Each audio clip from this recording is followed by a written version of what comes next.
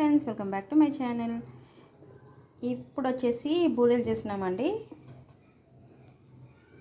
ఇది శనగపప్పు అండ్ బెల్లంని మనము మంచిగా ఫ్రై చేసుకోవాలన్నమాట. దగ్గరికి ఇలా ఉండలు వచ్చేటట్టు.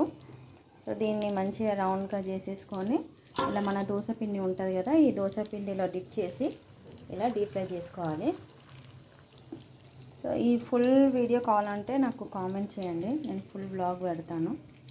ఇది వచ్చేసి షార్ట్ వీడియో అన్నమాట. ఇలా మంచిగా చేసిన తర్వాత మనకు ఫైనల్గా అయితే ఇలా వస్తాయి. సో చాలా బాగుంటుంది టేస్ట్ అయితే. మీరు కూడా ఒకసారి ట్రై చేయండి. ఇవి అయితే బెల్లము ప్లస్ శనగపప్పుని నానబెట్టుకొని ఉడికించుకొని ఆ బెల్లంలో ఇది శనగపప్పు వేసి మంచిగా ఫ్రై చేసుకోవాలి ఉండ వచ్చేటట్టు.